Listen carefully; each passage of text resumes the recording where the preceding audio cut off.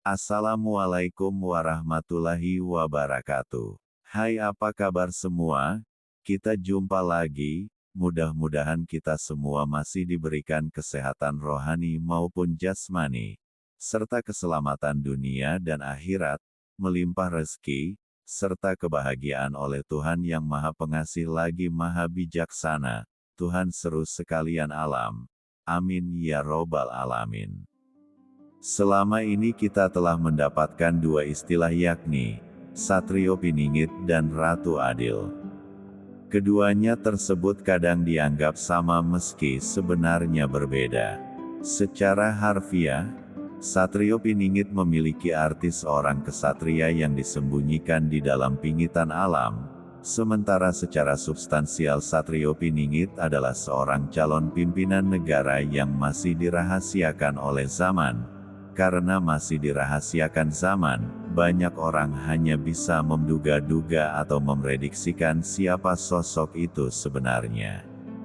Satrio Piningit belum tentu disebut Ratu Adil, tentu saja harus memiliki sikap adil. Seorang Ratu Adil konon harus sinisihan wahyu.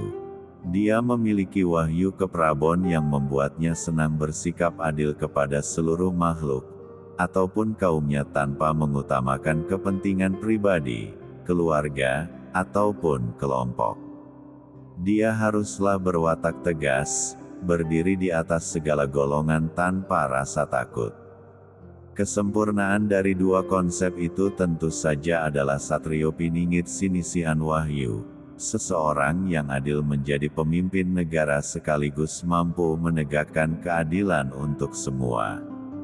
Menurut Wangsit Siliwangi, Satrio Piningit Ratu Adil dalam naskah ini disebutkan sebagai budak angon atau pengembala. Yang digembalakannya bukanlah domba atau hewan lainnya, melainkan ranting dan daun kering serta sisa potongan pohon. Artinya, dia merupakan pemimpin negara yang selalu menggali ajaran-ajaran dari para leluhur di masa silam, yang telah dianggap kolot serba tidak bernilai di era modern seperti sekarang ini. Dia juga merupakan seorang pengembala yang berani menelusuri jalan-jalan tidak mengindahkan larangan, mencari sambil melawan, melawan sambil tertawa. Artinya, dia adalah seorang pemimpin negara yang terus berupaya mencari jalan keluar dalam memperbaiki kehidupan bangsa dan negaranya. Seorang pemimpin negara yang berani menegakkan kebenaran sekaligus berani menerima banyak tantangan yang dihadapi. Dia akan menghadapi berbagai persoalan dan berusaha menampung serta menyelesaikan persoalan satu persatu sehingga negaranya benar-benar menjadi negara yang makmur dan tentram tanpa beban dari masa lalu. Dia adalah seorang gembala yang rumahnya di belakang sungai dengan pintu setinggi batu serta tertutupi pohon handeleng dan hanjuang. Artinya, dia masih dirahasiakan oleh zaman. Dia memiliki seorang kawan bernama Budak Janggotan, yakni seorang pemuda berjanggut. Sementara kemunculan perdananya terjadi sesudah dia tinggal di Lebak Cawene. Sejauh ini suatu lembah berbentuk cawan dan diduga terletak disebutkan di sekitar Gunung Perahu Semarang. Itu jika merujuk pada Wangsit Siliwangi, tapi kalau mengacu pada serat Musarar Jayabaya pada bait-bait terakhirnya, Satrio Piningit Sang Ratu Adil memiliki ciri-ciri sebagai berikut. Dia merupakan putra Batara Indra yang berhati mulia dan selalu memancarkan air kehidupan bagi sesamanya. Memberikan minuman bagi orang-orang yang dahaga. Memberikan kesejukan jiwa bagi orang-orang yang kegerahan. Dia merupakan dewa berbadan manusia dan berparas seperti Batara Krishna. Artinya, dia yang memiliki kulit hitam atau sawo matang karena Batara Krishna menjadi titisan Wisnu dan sekaligus sebagai simbol dunia, maka dia selalu proaktif dalam memayungi dunia dan akan menjadi pusat perhatian dunia sebagai pemimpin kemanapun dia pergi dan bertemu dengan pemimpin negara-negara lain dia disenangi. Selanjutnya, Dia juga memiliki jiwa bala dewa, artinya, dia memiliki jiwa jujur dan tegas. Oleh karena kejujuran dan ketegasannya tersebut, dia akan memberi hukuman kepada orang-orang yang salah sekalipun dari keluarga atau kelompoknya sendiri. Dia akan memberikan anugerah dengan pantas kepada orang-orang yang telah mengabdikan hidupnya pada bangsa dan negara. Di dalam menjalankan roda pemerintahannya, dia tidak pernah pilih kasih. Ciri lainnya adalah bersenjatakan Trisula Weda, artinya, dalam memimpin bangsa dan negara dia senantiasa berpedoman pada pengetahuan serta 3 landasan utama: berpikir logis, bertutur kata sopan, dan berbuat selaras dengan perkataannya. Tetapi terdapat penafsiran lain ketika landasan utama yang dimaksud adalah seperti ilmu, amal, dan iman. Hampir sama dengan Wangsit Siliwangi, ketika ada serangan dia tidak mengerahkan pasukan serta memiliki kesaktian tanpa ajimat. Artinya, dia selalu menaklukkan lawan-lawannya tanpa kekerasan. Dia selalu mengutamakan penyelesaian melalui meja-meja dialogis di dalam menghadapi pihak-pihak yang berseberangan dengannya. Dia memiliki gelar Senopati Perang dan para pengasuhnya juga perwira perang. Gelar Senopati Perang yang disandangnya merupakan lambang bahwa dia adalah pemimpin utama penegak kebenaran dan penumpas kejahatan. Dengan demikian, para pembantunya juga akan melakukan hal yang sama. Serat Musarar juga mengatakan bahwa Satrio Pinandito Sinisihan Wahyu alias Satrio Piningit Sang Ratu Adil itu sering berpakaian kurang pantas, namun, selalu dapat mengatasi kerepotan masalah. Memiliki lidah api, dan sabdanya sering terbukti. Jika ada yang berani membantah lawannya akan mati, maksudnya, apa yang dikatakannya secara terbuka selalu terbukti. Sebaliknya, mereka yang berani mencibir perkataannya mendapat malu di kemudian hari. Mirip dengan maksud yang ada dalam Wangsit Siliwangi sebelumnya, dia dibela oleh alam semesta tanpa perlu membela diri. Dia tidak mau dihormati orang setanah Jawa, lebih suka membiarkan dirinya dihina di mana-mana daripada dipuji-puji orang. Pujian hanya akan memberi peluang bagi orang lain untuk menjilat padanya. Dia tidak mau terlena dalam bahaya pujian. Dia tidak khawatir tertelan oleh zaman, artinya, dia tidak takut bila tidak tercatat dalam kitab sejarah bila jabatannya sebagai pemimpin negara digantikan oleh orang lain, mengingat pengabdiannya memang tulus membantu rakyat bangsa dan negara, bukan mencari ketenaran, pujian, atau kekuasaan serta penghargaan apapun baik dari dalam maupun luar negeri. Dia berasal dari kalangan orang biasa, bukan pandita, namun uniknya disebut pandita. Bukan dewa, tapi dihormati bak dewa, sehingga banyak orang besar menghormatinya.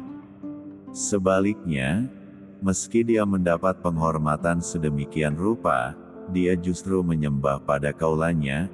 Ini menjadi mirip dengan pemahaman Sri Sultan Hamengkubuwono IX yang sempat mengagetkan publik masa itu.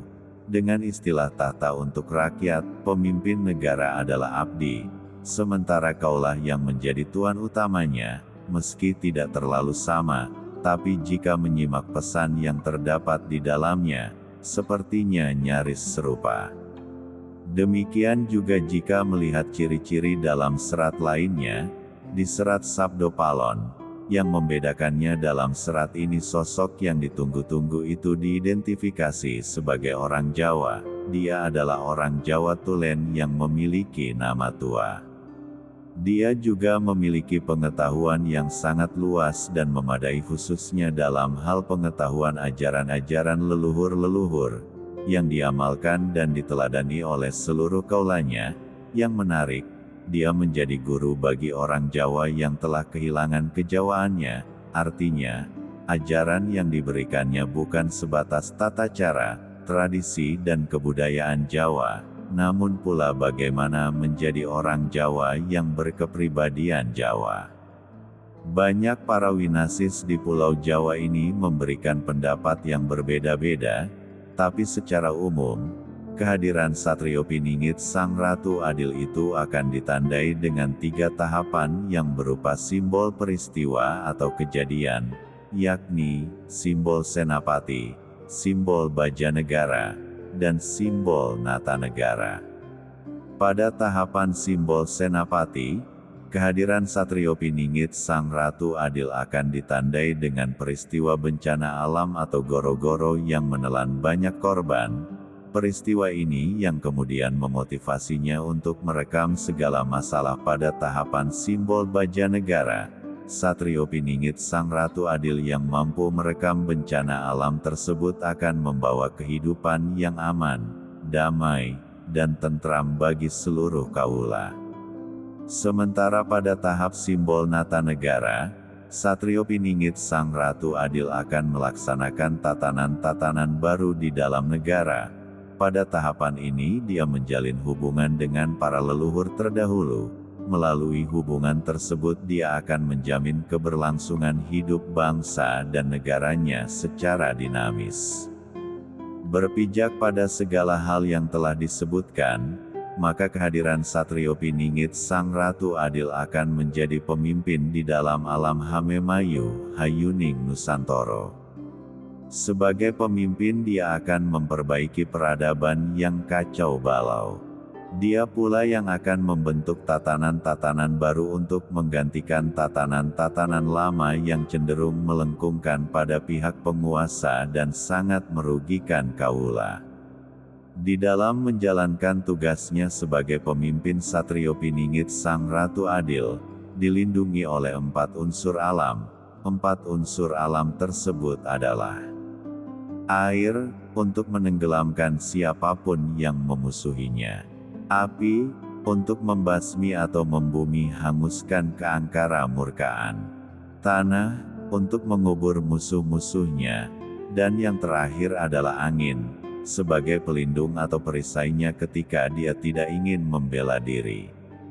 Begitulah konsep spiritualitas Jawa terkait Satrio Piningit Sang Ratu Adil.